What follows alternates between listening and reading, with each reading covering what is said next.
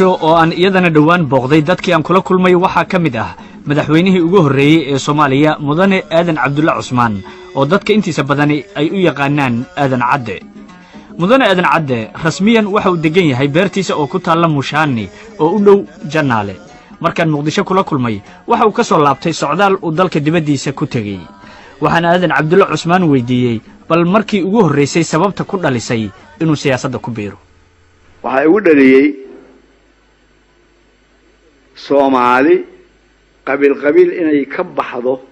oo yaani isku mid ay noqoto inaan wax ka shaqeeyo yaa ugu dhaliyay intii aad siyaasadda ku jirtay waxaad ka gaartay jagada ugu sarreysa oo waxaad madaxweyne ka noqotay dalka Soomaaliya xilal kale oo kala duwan dabcan waad qabatay muddada aad siyaasadda ku jirtay ma xusuusan tahay go'aankii kuugu adkaa ee xafiiska kuugu soo mara ama dhibaatadii kuugu badnayd ee aad kala kulantay maamulkaaga siyaasadeed muddo dheer baa ka soo wareegtay marka yaani wax alla wax iga hor yimid oo yaani ama aan ku farxo ama yaani aan maduuran ka noqdo ma xasuusto xaqiiqada walaakiin anigu dadaal baan hayay intii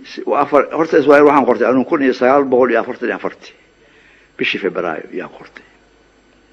waxaan ku dhaartay Soomaali ninka aabbahay hooyada ay dhaleen iyo ninka hayb ugu sheegay inay isku kamid yihiin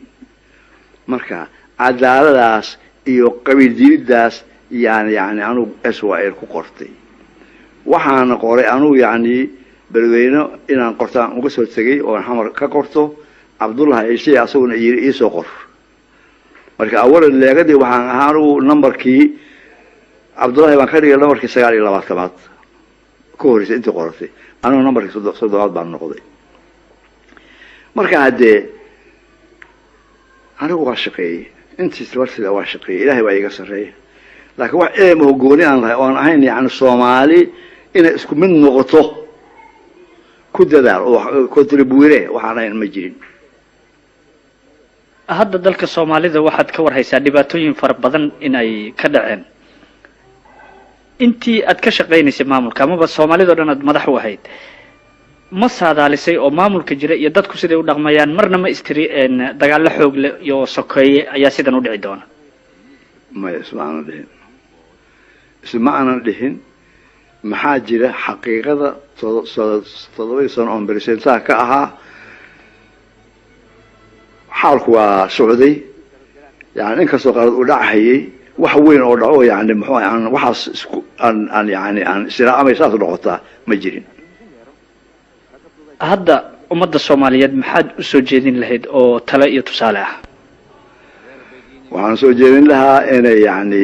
nin walba oo Soomaaliya inuu meel dhigo wax asaga maslaxadiisa khaas inuu meel dhigo oo wax walba kormariyo Soomaaliya yaani heshiiskeeda iyo walaaltinimadeeda inuu wax walba u horo heshiiska Soomaaliyeed iyo wadajirka Soomaaliyeed mudane aadan cabdulla cusmaan aadan cadde oo dhawaan aan kula kulmay magaalada muqdisho aadan cabdulle waa madaxweynihii ugu horreeyay ee Soomaaliya 7 sano ayuu dalka ka talinayay si nabad ah ayuuna xilka uga degay kadib markii doorasho looga helay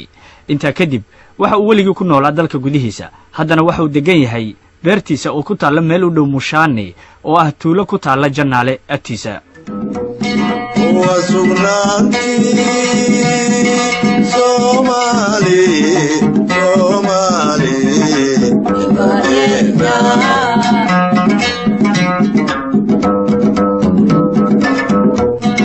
Solo su asalanki sare